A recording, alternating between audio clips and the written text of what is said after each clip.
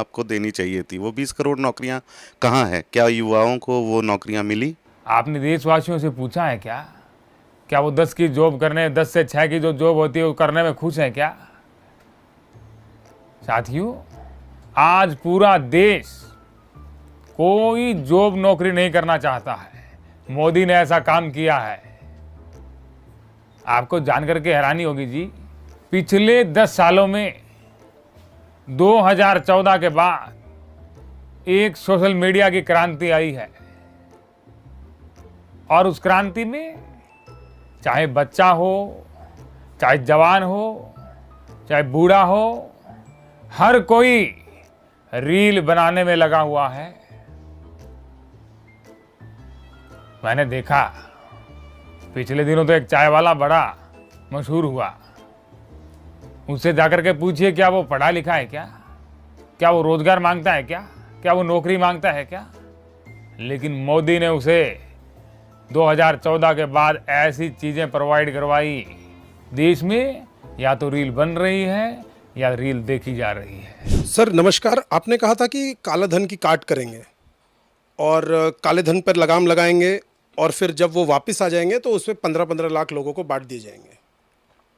लेकिन तमाम आंकड़ों के हिसाब से सारा धन वापस नहीं आया है, तो क्या आप जिम्मेदारी लेते हैं कि 15 लाख रुपए के नाम पर लोगों को छला गया?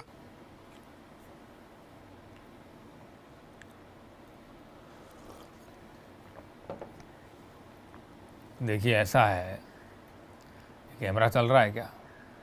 बंद कर दीजिए थोड़ा इसको। ये वैसे ही वार्तालाप करते हैं। क्या मैं आपको 15-15 लाख अभी दे दूं तो क्या ये बीच में सवाल डिलीट हो सकता है क्या? ये आगे ना पूछा जाए। ऐसे आपको अगर ऐसे चाहिए तो मैं कर देता हूँ। ये थोड़ा सा सवाल बहुत पुराना सवाल है और इससे बहुत पीड़ा भी होती है। मोदी जी, आपकी पार्टी और आपके नेता और खुद आप लगातार कहते रहते हैं कि आप लोग देश को विश्व गुरु बनाएंगे।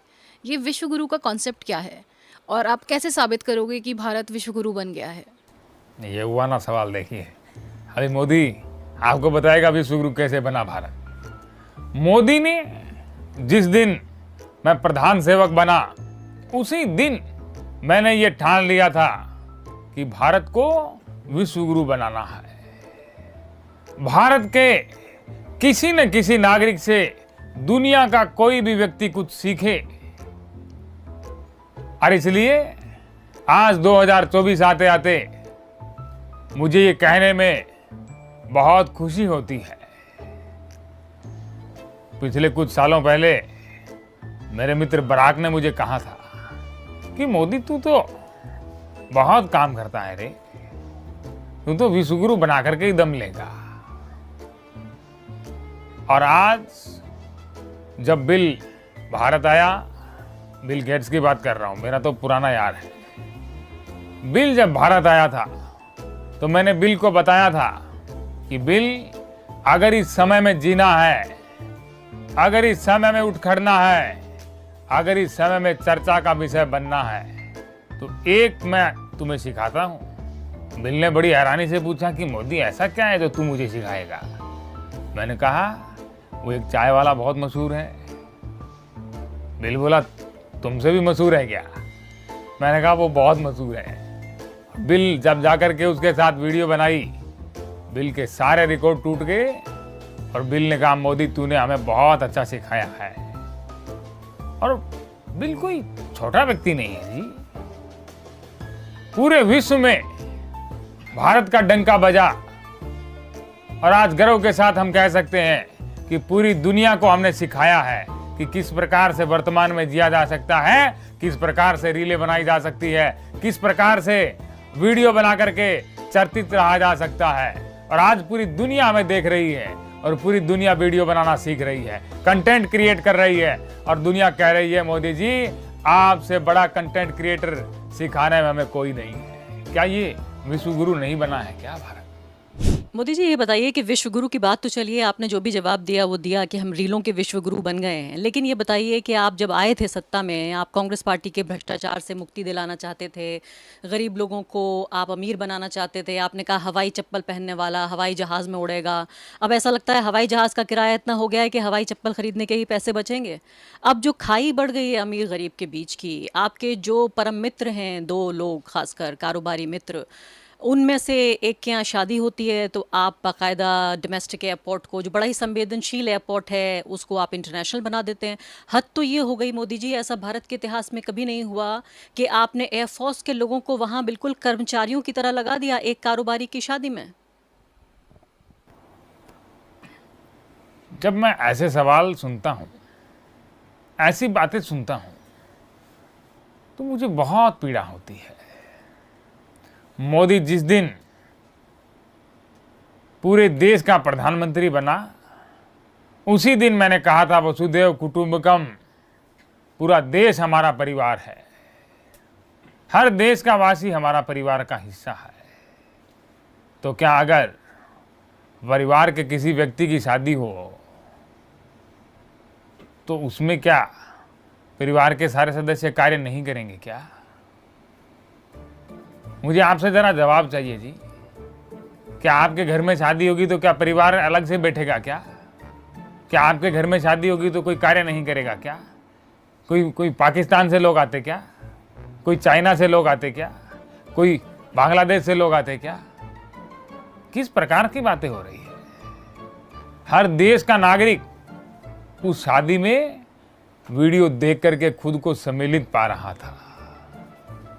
और जिस आप जो एयरफोर्स के लोगों की बात कर रहे हैं, जो गए थे उन्होंने तो बहुत वहाँ पर मनोरंजन किया। जो नहीं गए थे उन्होंने मुझसे बोला कि जी हमसे क्या गलती हो गई थी जी, हमें भी भेज देते। तो ये पूरे एक परिवार में मैं हिस्सा मानता हूँ। मोदी जी, आप राष्ट्रवाद पर लोगों से वोट मांगते नज़र आते हैं हमेशा ही, लेकिन हम देख रहे हैं कि जो चीन है वो लगातार अपना अतिक्रमण बढ़ाता जा रहा है। अक्षाई चीन क्षेत्र हो, अरुणाचल प्रदेश हो या दक्षिण जो चीन सागर है, उसे वो अपने क्षेत्र में शामिल करके एक नक्शा तक उसने जारी कर दिया आधिकारिक तौर पर, और आपकी सरकार सिर्फ लाल आंखें दिखाती रह गई। इस पर आप क्या कहेंगे? देखिए, कुछ बातें ऐसी होती है जो प्रेस कॉन्फ्रेंस में नहीं की जाती, लेकिन अब 10 सालों में पहली प्रेस कॉन्फ्रेंस है तो मुझे करनी भी पड़ेगी। मैंने काफ़ी दिन पहले उन्होंने फ़ोन करके जवाब दे दिया था। मैंने कहा, चेंगवेई मामाची सांगची दे गंजोई। तो इसमें कोई बड़ी बात नहीं है, मैंने उनको जवाब दिया है। ऐसे क्या देख रहे हैं जी? इसका मतलब भी बता दीजिए। देखिए, आपको समझ नहीं आया? मैंने तो पहले ही कहा था कि जो जिस भाषा में समझेगा मैं उसको उसी की भाषा में जवाब दूंगा। तो ये चाइना की भाषा थी, आपको कैसे समझ आएगी? मोदी जी, आपने इस बार नारा दिया है अब की बार 400 पार, लेकिन अगर आप चुनाव हार जाते हैं तो क्या मतलब सियासत से संन्यास ले लेंगे, राजनीति छोड़ देंगे? प्लान क्या है आपका? देखिए, अब की बार 400 पार की बात हो रही है और मोदी का एक ही नारा आज तक फेल नहीं हुआ है। मोदी ने अगर बोला है अब की बार 400 पार, तो ये मोदी की गारंटी है, और गारंटी पूरी करने के लिए मोदी कुछ भी कर सकता है। लेकिन फिर भी 2 चरणों के चुनाव के बाद थोड़ा मुझे भी ऐसा लगने लगा कि अब उम्र हो गई है, तो थोड़ा 4 घंटे से ज़्यादा सोया जा सकता है। तो ऐसा ही होगा कि अगर कुछ ऐसा नहीं हुआ तो हमारा क्या है, मोदी तो फकीर आदमी है जी, झोला उठा करके चल देंगे।